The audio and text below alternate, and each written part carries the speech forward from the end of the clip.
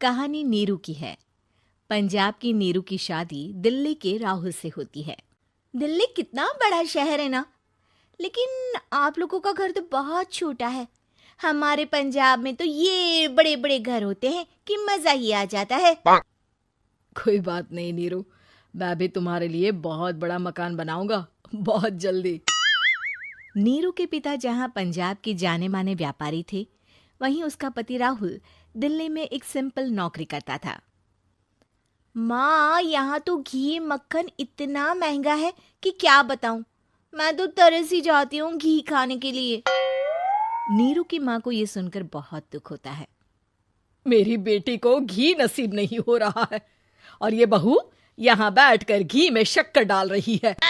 देख वनिता, मैं साफ कह रही हूँ, इस घर में जितना घी आएगा उतना ही मेरी बेटी के घर दिल्ली भी जाएगा। अरे ये क्या बात होती है माँ जी? बेटी का उतना ही करो जो अच्छा लगे। अब क्या मायके से घी और मक्खन तक की सप्लाई करोगी आप? हाँ, मेरी बेटी किसी चीज को तरसे मुझसे बर्दाश्त नहीं होता। अब क्या था, नीरू के मायके में 2 किलो घी आता तो 2 किलो दिल्ली जाता नीरू के पास। एक दिन, माँ बड़ी गर्मी पड़ती है दिल्ली में। इस घर में तो एक ही एसी है और वो भी ड्राइंग रूम में। सारा परिवार एक ही कमरे में सोता है। हाँ बेटा, वो तो हर घर की कहानी है। यहाँ भी एक ही एसी है।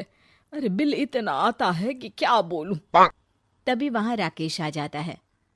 माँ, थोड़ी देर में यहाँ कुछ प्लम्बर आएंगे मेरे कमरे में एसी लगाने। जरा ध्यान से लगवा देना ना माँ।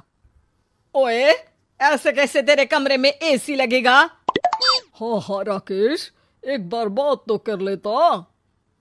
अरे पापा, वो वनिता को गर्मी में नींद नहीं आती। ड्राइंग रूम में सबके साथ सोने में वो अनकंफर्टेबल है, इसलिए। अरे पूरे परिवार के साथ वहां तेरी बहन नीरू भी तो सोती है।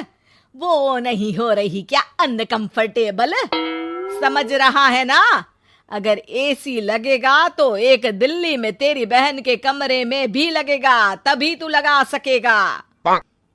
राकेश वनिता को सारी बात बताता है। वनिता करती भी क्या, मन मार कर बैठ जाती है। माँ, ये लोग ठीक नहीं है, क्या करूं मैं? अरे बेटी, यहाँ आ जा, तू यहाँ आकर रह ले। अरे छोड़ दे ऐसे पति को। कैसे छोड़ दूं माँ? समाज क्या कहेगा, लोग क्या कहेंगे? वैसे भी मेरा एक बेटा है मयंक। अरे हटा बेटा, तेरी उम्र ही क्या है? इतनी परेशान रहेगी तो काम कैसे चलेगा? खैर, बात आई गई हो जाती है। माँ को लगता है कि नीरू ठीक है, तो वहीं नीरू के मन में एक ही लाइन चल रही होती है, यहाँ आजा। माँ ने तो बोल ही दिया है कि यहाँ आजा। बस मयंक थोड़ा सा बड़ा हो जाए, इन गरीबों को छोड़कर मैं वापस माँ के पास ही चली जाऊंगी। वो इसी सोच में बाजार में चल रही थी कि मैम, आपका दुपट्टा जमीन को छू रहा है। नीरू जैसे ही उस लड़के की तरफ देखती है, देखती ही रह जाती है। हाय रे, कितना सुंदर लड़का है ये। अब क्या हुआ? मैंने कहा आपका दुपट्टा। तो खुद ही उठाकर दे दो ना। लड़का समझ जाता है कि नीरू उस पर फिदा हो चुकी है। वो उससे उसका नंबर लेकर चला जाता है। अब क्या था, नीरू और रोहित में लगातार बातें होने लगती है। मैं हरियाणा का रहने वाला हूँ, यहाँ एक बड़ी कंपनी का मैनेजर हूँ। अच्छा, और कितने बच्चे हैं तुम्हारे? बच्चे? अरे मेरी तो शादी भी नहीं हुई है। तुम बताओ, शादी करोगी? नीरू शर्मा जाती है। अब लेकिन मैं तो पहले से ही शादीशुदा हूँ। मुझे फर्क नहीं पड़ता, बस तुम शादी कर लो, भाग चलते हैं। बहुत पैसे वाला हूं मैं, हमेशा खुश रखूंगा तुम्हें। नीरू रोहित से मिलकर सारा प्लान बना लेती है और फिर एक दिन घर से भाग जाती है। दोनों शादी कर लेते हैं। शादी के बाद, क्या बात है नीरू, तुम्हें परेशान सा देखता हूँ, सब ठीक तो है ना? हाँ हाँ, सब ठीक है।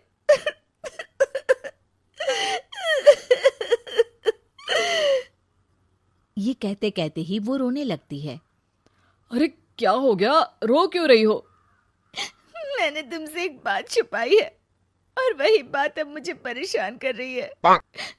रोहित, मेरा एक बेटा भी है, उसका नाम मयंक है। क्या बात कर रही हो? ये तुमने मुझे पहले क्यों नहीं बताया? देखो नीरू, मेरी माँ को मैंने ये नहीं बताया है कि तुम शादीशुदा हो। बच्चा मैं मैनेज नहीं कर पाऊंगा। नीरू को समझ में नहीं आता कि वो क्या करे। तुम उस बच्चे को अपनी माँ को क्यों नहीं दे देती? नीरू चुपके से माँ को फोन करती है। माँ, क्या मयंक को तुम रख सकती हो? बेटा, मैं राकेश के साथ बात करती हूँ। आखिर घर का बेटा वही है, जो वो बोलेगा। वैसे भी बेटा, तूने जो किया है ना, उसके बाद से पूरा घर तेरी बुराई कर रहा है। मैं भी अब किसी से तेरे लिए लड़ नहीं सकती।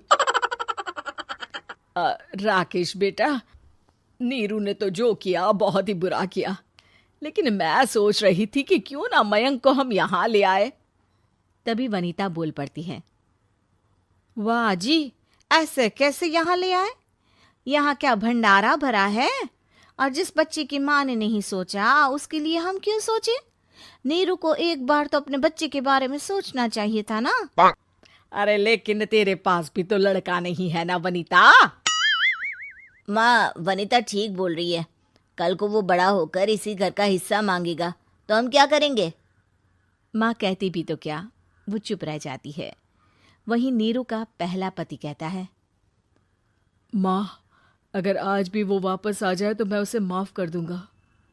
बेटा, गरीबी चीज ही ऐसी है, क्या करेगा? तू तो अब मयंक का सोच। वो बेचारा तो बिना माँ का हो गया। मयंक के खातिर तो दूसरी शादी कर ले बेटा। लोगों के लाख समझाने के बाद नीरू के पहले पति की शादी रिद्धि से हो जाती है, जिसके पहले पति से 2 बच्चे होते हैं। देखो जी, मैंने शादी सिर्फ बच्चे के खातिर की है। मैंने भी शादी सिर्फ बच्चों के खातिर की है। वहीं नीरू के दूसरे पति के मन में ये बात घर कर जाती है कि नीरू एक मासूम बच्चे को उसके खातिर छोड़ कर आई है। अब देखो नीरू, मुझे लगता है कि जो औरत अपनी कोख का बच्चा छोड़ सकती है, वो तो कुछ भी कर सकती है। कल को तुम्हें मुझसे अच्छा कोई मिल गया तो तुम तो मुझे भी बाय बाय कर दोगी ना। नीरू को अब उसका दूसरा पति ताने देना शुरू कर देता है। तंग आकर नीरू उसके यहाँ से भागकर अपने पहले पति के पास चली जाती है, लेकिन ससुराल में क्या लेने आई है नीरू, मयंक को? नहीं नहीं सासू माँ, मुझसे गलती हो गई, मुझे माफ कर दीजिए। नीरू, अब वक्त खत्म हो गया है, मेरी शादी हो चुकी है। तो छोड़ दो ना उसे, हमारा बच्चा है। मैं आपको अपनी माँ नहीं मानता, मेरी नहीं मान तो बात अच्छी है। नीरू मयंक की बात सुनकर समझ जाती है कि उसके पास अब न आसमान रहा ना ही जमीन।